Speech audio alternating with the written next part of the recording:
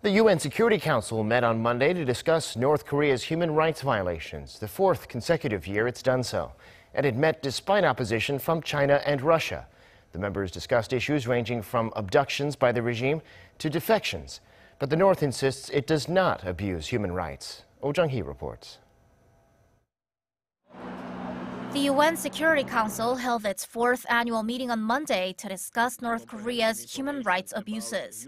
The meeting was called after a procedural vote where 10 countries voted in favor of holding it, while China, Russia, and Bolivia voted against, and Egypt and Ethiopia abstained. UN ambassadors condemned a continued pattern of serious human rights violations in North Korea and the fact that there's not been much progress on issues like family reunions, abductions, or the protection of basic economic and social rights.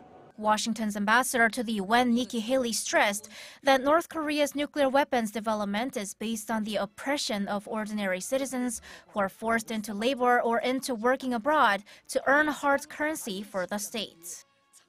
The systematic human rights violations and abuses of the North Korean government are more than the cause of its people's suffering. They are a means to a single end: keeping the Kim Jong-un regime in power.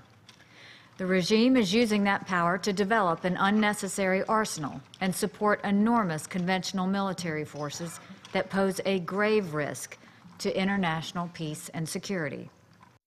But China and Russia argued that the UN Security Council is not the right forum to discuss the issue.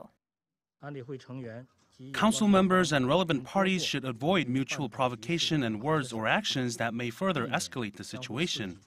The Council's discussion of North Korean human rights issues runs counter to this objective and is counterproductive. The Security Council has never been, and nor is it now, a UN toolkit in charge of human rights protection and promotion. It's not fit for monitoring compliance or analyzing related situation. North Korea claimed that there are no human rights abuses in the regime. Pyongyang's representatives to the UN released a statement calling the discussions a hopeless act by countries who have lost politically and militarily to a nuclear North Korea.